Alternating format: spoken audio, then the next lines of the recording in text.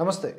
కత్తి పద్మారావు మేధావిగా దళితులకు మార్గదర్శకునిగా పేరున్నటువంటి వ్యక్తి. మరి అంతగా ఏం చేశారు ఈయన దళితుల కోసం అని ఆలోచిస్తే ఏం లేదు, అంతా విషం నింపుడే అంటున్నాయి హిందూ సంఘాలు అండ్ వాటికి సంబంధించినటువంటి నాయకులు. అంబేద్కర్ భుజంపై నుంచి హిందూ ద్వేషాన్ని కనబరచడమే వీరి ప్రధాన అజెండాగా ఆరోపణలు వస్తున్నాయి. మనువాదులు మన్ను మశానం అంటూ పనికిమాలినటువంటి పడికట్టు పదాలతో పొద్దస్తమానం ఎగేసుకుని పడుతూ హిందువులను హీనాతిహీనముగా అనాగరికులుగా చూపించడంలోనే పబ్బం గడుపుతూ ఉంటారనేది కూడా తేటతెల్లమవుతోంది. ఈ మధ్య అయోధ్యలో రామజన్మభూమిలో ప్రాణప్రతిష్ఠ జరిగిన తరువాత అది చూసి అక్కడి నుంచి అంతు చిక్కని నయం కాని రోగగ్రస్తులైన వారి జాబితాలో ఈ కత్తి పద్మారావు కూడా చేరారా అనే అనుమానాలు బలపడుతూ ఉన్నాయి. తాజాగా ఆయన ఒక వీడియో పెట్టాడు, తర్వాత డిలీట్ కూడా చేసేశారు. అందులో భారతదేశపు ఆత్మ అయిన రాముణ్ణి చాలా దారుణముగా అవమానించారు. అంటే ఏమాత్రము క్షమార్హము కాని విధముగా అనిపించింది. రాజ్యాంగము, వాక్ స్వాతంత్ర్యము, కుల హక్కులను దుర్వినియోగం చేసుకుంటున్న ఇలాంటి సోకాల్డ్ మేధావులను చట్టపరంగా శిక్షించకపోతే అది భారతీయుల మధ్య ఘర్షణకు తావు తీస్తుంది అనేది స్పష్టం. ఈ కత్తి పద్మారావు బ్లాక్ అనే తన యూట్యూబ్ ఛానల్ ద్వారా వివిధ సభావేదికల ద్వారా హిందూ ద్వేషం మాత్రమే కనబరుస్తూ ఉండటం అతడికున్న మందులేని అజీర్తి వ్యాధిని సూచిస్తున్నదనే చెప్పాలి. సంస్కరణవాదం వేరు, నిత్యము ఒక హేయమైనటువంటి విధానములో విషం చిమ్మటం వేరు. అందుకే ఇక్కడ అబ్జెక్షన్ కనిపిస్తూ ఉంది. తాజాగా ఆయన డిలీట్ చేసినటువంటి వీడియోలో ఏ స్థాయిలో కోతలు కూశారన్నది పలు హిందూ సంఘాల నాయకులు కౌంటర్ వీడియోలు చేయడం ద్వారా మనం చూసాం. శివశక్తి అధ్యక్షులు కరుణాకర్ సుగ్గున, అలాగే అదే సంస్థకు చెందినటువంటి కళ్యాణ్ కుమార్ చెట్లపల్లి, హిందూ జనశక్తి అధ్యక్షులు లలిత్ కుమార్, రాష్ట్రీయ దళిత సేన అధ్యక్షులు హమారా ప్రసాద్లతో పాటుగా రాష్ట్ర వ్యాప్తంగా పలు హిందూ సంఘాలు, హిందువులు, నాయకులు ఈ దురుద్దేశపూర్వకమైనటువంటి రామద్వేషపు వీడియోపై నిరసన గళం వినిపించారు. అందులో భాగంగా నిన్న అనగా ఫిబ్రవరి 4, 2024 నాడు హైదరాబాద్ ట్యాంక్ బండ్ అంబేద్కర్ విగ్రహం వద్ద నిరసనకు పిలుపునిచ్చారు. వందలాదిగా హిందువులు, రామభక్తులు అక్కడికి చేరుకోవడం జరిగింది.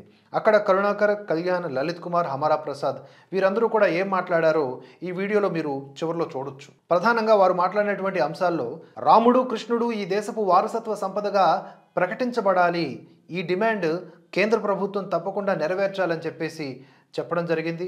అలాగే ఇలాంటి కత్తి పద్మారావులపై రాజాసింగ్ వంటి వారికి ఎలాంటి సెక్షన్ల క్రింద కేసులు నమోదు చేసి ఆయన ఏదైతే మతపరమైనటువంటి వ్యాఖ్యలు చేశారో అలాగే ఆయన జైల్లో పెట్టారో అవే సెక్షన్ల క్రింద కేసులు పెట్టి ఈ వ్యక్తిని కూడా జైల్లో పెట్టాలని గళమెత్తారు. కార్యక్రమంలో హమారా ప్రసాద్ ఏకంగా అంబేద్కర్కు అలాగే అతని పేరున ఉన్మాదాన్ని సృష్టిస్తున్న వారికి ఒక బహిరంగ లేఖ ఇవ్వడం కూడా హైలైట్గా నిలిచిందని చెప్పుకోవచ్చు. అందులో సంధించిన ప్రశ్నలు ఏ ఒక్కరూ కూడా సమాధానం చెప్పగలరా అనేలా ఉన్నాయి. అటు లలిత్ కుమార్ మాట్లాడుతూ ఉండగా పోలీసులు అడ్డుకోవడం కూడా కనిపించింది. మొత్తంగా హిందూ సంఘాల నాయకులు ఏం మాట్లాడారు ఈ సందర్భంగా అన్నది ఇప్పుడు చూద్దాం. ఎప్పుడైతే అయోధ్య రామ మందిరాన్ని నిర్మించి విగ్రహ ప్రతిష్ట ఎప్పుడైతే జరిగిందో ఆ రోజు వాడు ఒక వీడియో పెట్టాడు. వీళ్ళే కాదు, ఈ అంబేద్కరిస్టులు అనే వాళ్ళందరూ కూడా ఈరోజు హిందూ ధర్మాన్ని, మన దేవి దేవతలను, మన మనోభావాలను దెబ్బతీస్తూ నోటికి వచ్చిన విధంగా వీడియోలు పెడుతున్నారు. నేను ఒక హిందూ దళితుణ్ణి, ఎస్సీ మాల, నేను ఒక హిందూని. నేను ఇక్కడికి ఎందుకు వచ్చాను అంటే అంబేద్కర్ బ్రతికుంటే నేను అంబేద్కర్కు కొన్ని ప్రశ్నలు చేయదలుచుకున్నాను. నేను ఆ ప్రశ్నలకు మా సంస్థ లెటర్ ద్వారా ఒక 5 ప్రశ్నలు నేను అంబేద్కర్కు వేయదలుచుకున్నాను. నేను ఆ ప్రశ్నలు ఏంటో మీకు ఒకటి అడుగుతా. ఇప్పుడు ఎవరైనా సరే ఈ దేశంలో ఉన్న ఏ అంబేద్కరిస్ట్ అయినా సరే మా ఫోన్ నంబర్లు ఉన్నాయి, మా అడ్రస్లు ఉన్నాయి, మాకు దమ్ముంటే మేము అడిగే ప్రశ్నలకు సమాధానం చెప్పండి. బహిరంగ లేఖ ద్వారా అంబేద్కర్ని నిలదీస్తున్న నికాసైన హిందూ దళితుని నేను. రాజ్యాంగ నిర్మాతగా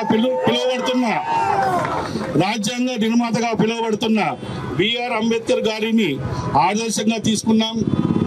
ఆయన మార్గంలో ప్రయాణిస్తున్నాం.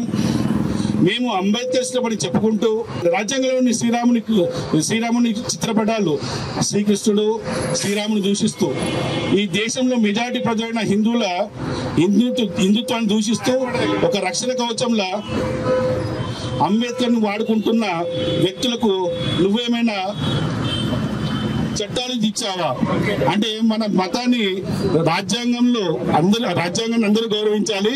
ఈ రాజ్యాంగంలో అంబేద్కర్ మన రాముణ్ణి కృష్ణుణ్ణి కూడా చిత్రపటాలు ఉన్నాయి. అంటే రాముణ్ణి కృష్ణుణ్ణి తిట్టాము అంటే రాజ్యాంగాన్ని కూడా అవమానించినట్లే, రాజ్యాంగాన్ని దూషించినట్లే. అలాగే రెండో పాయింట్ ఏంటంటే అంబేద్కర్ రాసిన రచన అంటూ రాముడు కృష్ణుడు రహస్యాలు రిడిల్స్ ఆఫ్ రామకృష్ణ అనే పుస్తకాన్ని అడ్డం పెట్టుకొని రాముడిని కృష్ణుడిని కొందరు దూషిస్తున్నారు. కొందరు అంటే అంబేద్కరిస్టులు అంబేద్కర్ బొమ్మ పెట్టుకొని హిందూ మతం దూషిస్తున్న వాళ్ళు. నిజంగా ఆ పుస్తకాన్ని నువ్వే రాసావా అని అంబేద్కర్ నేను అడుగుతున్నా. నువ్వు రాస్తే నువ్వు బతికి ఉన్న కాలంలోనే ఆ పుస్తకాన్ని ఎందుకు ప్రచురించలేదు? నీకు ధైర్యం లేదా? లేక ధైర్యం సరిపోలేదా? లేదా నీ పేరు మీద ఎవరైనా రాశారా?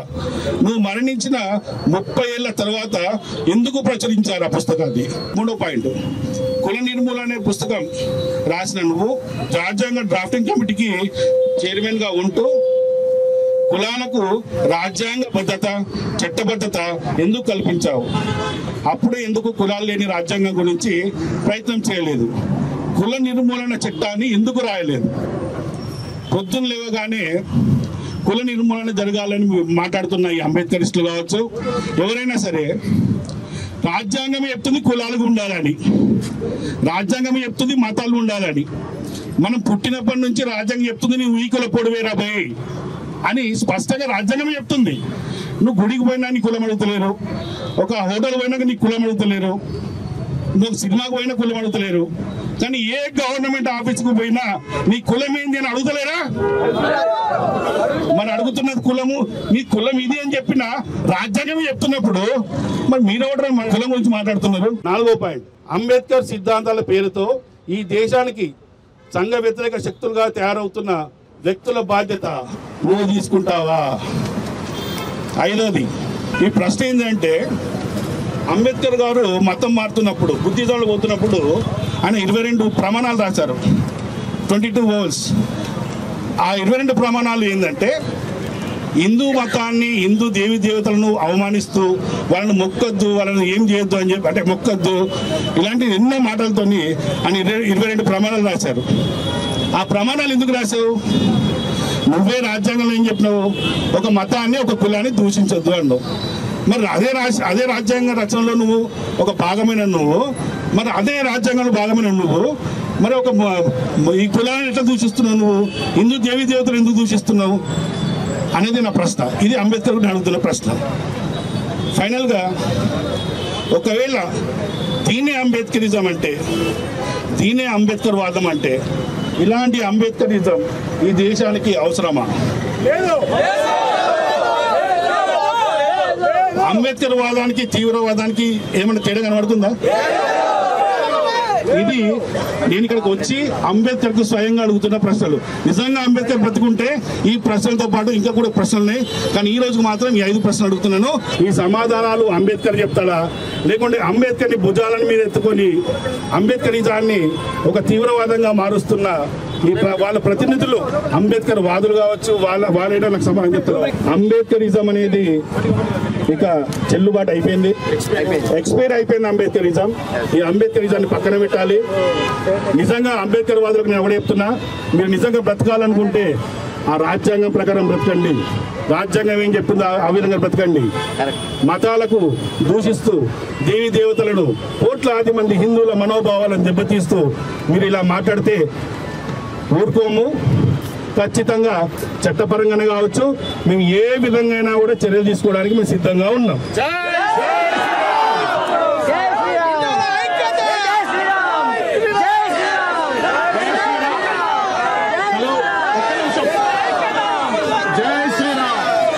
ఇది అంబేద్కరిజాన్ని లేకపోతే అంబేద్కర్ గారిని అడ్డు పెట్టుకుని ఒక షీల్డ్ లాగా పెట్టుకుని అంబేద్కర్ భుజం మీద తుపాకీ పెట్టి భారతదేశంలో ఉన్నటువంటి హిందువుల్ని, హిందూ దేవీ దేవతల్ని అగ్రవర్ణాల పేరుతో దూషించేటటువంటి అంబేద్కరిజానికి కాలం చెల్లింది. మీ కుల రాజకీయాలు, కుల కుంపట్లు ఏవైతే ఉన్నాయో మీ సంఘ విద్రోహ శక్తులకు కాలం చెల్లింది. రామరాజ్యం మొదలైంది. అంబేద్కరిజాన్ని అడ్డు పెట్టుకొని అంబేద్కర్ ఫోటోను పెట్టుకొని భారతదేశంలో హిందువుల్ని కించపరుస్తూ దేవీ దేవతల్ని తిట్టేవాడికి భవిష్యత్తులో దేహశుద్ధి తప్ప మార్గం లేదు.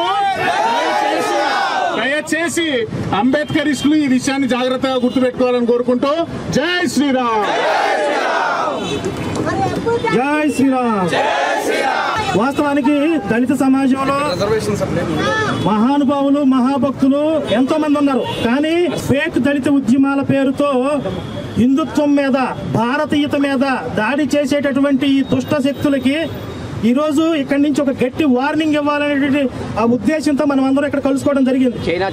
అయితే వీళ్ళందరూ ఎక్కడి నుంచి వస్తున్నారే అంటే మనం అయోధ్యలో బాలరాముడిని వైభవోపేతంగా ప్రతిష్ఠించుకున్న తర్వాత వీళ్ళందరికీ కూడా కలుగులో దాక్కున్నటువంటి ఆ ఎలుకలు పందుకొక్కులు అన్ని కూడా సెగ తగిలి బయటకు వస్తున్నాయి. ఒరే నాయన అప్పుడే అయిపోలేదురా బాబు, ఇప్పుడే మొదలైంది. దేశం మొత్తం రామరాజ్యం చేయడంతో ఇది సంపూర్ణమవుతుంది. వందల సంవత్సరాలుగా మీరు రాముడిని తిడుతున్నారు, మేము వింటున్నాం. ఇక ఆ సెక్యులరిజం చచ్చిపోయింది. రాముడు దయామూర్తి, దయా సముద్రుడు. కానీ రాముడు జోలికొస్తే హనుమంతుడు మంచోడు కాదు, వానర సైన్యం మంచిది కాదు. వానర సైన్యం మేమే. అయితే ఈ రోజు ఒక చారిత్రాత్మకమైనటువంటి ప్రకటన మీ అందరి సమక్షంలో హిందూ సంఘాలకి ప్రతినిధిగా మనందరం ఉన్నాం. ఇక్కడ అమర ప్రసాద్ గారు, లలిత్ కుమార్ గారు, శివశక్తి నుంచి నేను, కళ్యాణం, మేము అందరం కూడా చేస్తున్నటువంటి ప్రతిపాదన ఏంటంటే రాముణ్ణి కృష్ణుణ్ణి భారతీయ వారసత్వ సంపదగా ప్రకటించాలి. రామాయణ మహాభారత గ్రంథాలకి రాజ్యాంగపరమైనటువంటి రక్షణ కల్పించాలి. ఎలా అయితే ఒక ఇస్లామిక్ దేశాల్లో అల్లాని దూషిస్తే, మొహమ్మద్ ప్రవక్తను దూషిస్తే వెంటనే కఠిన శిక్షలు వేస్తారో, అలాగే రాముడి గురించి కృష్ణుడి గురించి ఎవడు దుర్భాషలైనా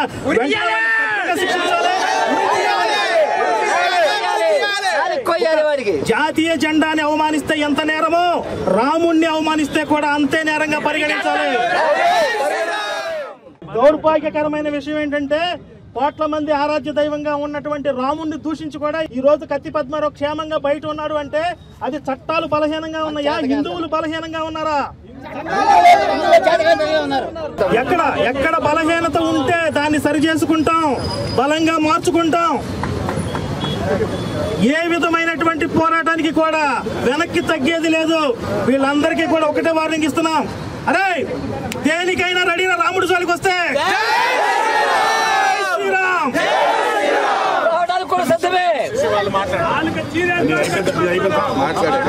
పద్మారావు ఖబర్దార్.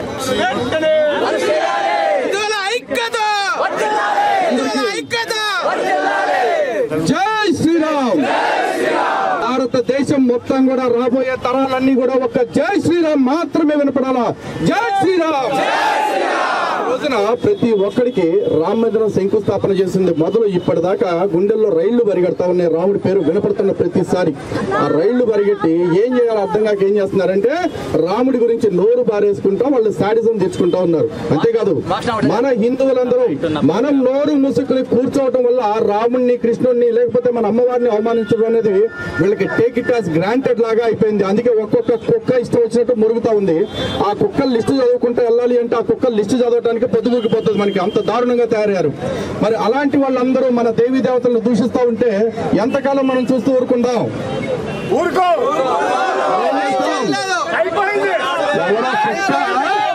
ఎవరో కుక్క నిన్న ఈ వీడియోలో తప్పుడు మాటలు మాట్లాడితే వాడి గురించి మీకు కౌంటర్ చేస్తే చెప్తున్నాడు ఒక్కొక్కడిని దున్నల్ని నరికినట్టు నరుకుతాం, లేకపోతే అయ్యయ్యో కేసులు పెడతామని చెప్పేసి ఎవరే మా బొత్సులు బీక్కుండ్రా.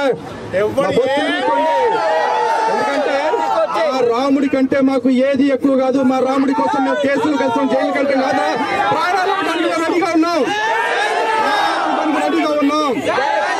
ఈ రోజున భారతదేశంలో జై శ్రీరామ్ అని చెప్పేసి అయోధ్య రామ మందిరం కట్టంగానే అంతా అయిపోయింది అనుకుంటున్నారు వీళ్ళు. ఈ దీంతోనే ఏడ్చేద్దాం అనుకున్నారు. అయోధ్యతో అయిపోలేదు రే, మధుర ఇది మాత్రమే అనుకుంటున్నారేమో. ఆక్రమించిన 30,000 గుళ్ళు ఏవైతే ఉన్నాయో వాటిలో ప్రతి ఒక్కటి వెనక్కి తీసుకుంటాం మేము. ఎందుకంటే మేము హిందువులమే, మేము మనుషులమే, మాకు ఆత్మాభిమానం ఆత్మగౌరవం ఉంది. మాకు ఈ దేశంలో మత స్వేచ్ఛ అనేది ఉంటే అది సమానంగా ఉంది. మా స్వేచ్ఛని మమ్మల్ని స్వేచ్ఛగా అనుభవించనివ్వండి. ఎందుకంటే ఇదే అంబేద్కర్ విగ్రహం దగ్గర అన్ని సంఘాలు వచ్చి వాళ్ళు ఇష్టం వచ్చిన కార్యక్రమాలు చేస్తాయి. మేము వచ్చి మా మనోభావాలు చెప్పుకుంటాం అంటే మాత్రం ఇక్కడ మమ్మల్ని అడ్డుకుంటూ ఉన్నారు ఉదయం నుంచి. ఇది మా బతికి దేశంలో, ఇది హిందువుల బతికి దేశంలో. హిందువులకి పరిస్థితి రాకుండా ఉండాలి అంటే, హిందువులకి పరిస్థితి రాకుండా ఉండాలంటే ఈ దేశంలో చట్టాలు అందరికీ సమానమైన విషయం నిరూపణ అవ్వాలి. దాంతో పాటు కత్తి పద్మారావు అనేవాడి మీద కూడా ఖచ్చితంగా అన్ని సెక్షన్స్, ఏదైతే రాజా సింగ్ మీద 8 సెక్షన్లు పెట్టారో అవే 8 సెక్షన్లు కత్తి పద్మారావు మీద పెట్టాలి. ఏదైతే రాజా సింగ్ 3 నెలల పాటు లోపల పెట్టారో అదే 3 నెలలు ఇలాంటి వాళ్ళు కూడా పెట్టాలి. వీలైతే వీళ్ళకి యావజ్జీవ శిక్ష వేయాలి. చట్టం మాకు సహకరించకపోతే హిందువులందరూ మాలాగా ఉంటారనుకోవద్దు. కొందరు చట్టాన్ని మీరే ప్రమాదం కూడా ఉంటుంది. ఆ పరిస్థితి తేవద్దు అని మరొకసారి అందరికీ హెచ్చరిక చేస్తా ఉన్నాం. జై శ్రీరామ్, జై శ్రీరామ్, భారత్ మాతా కీ, భారత్ మాతా కీ.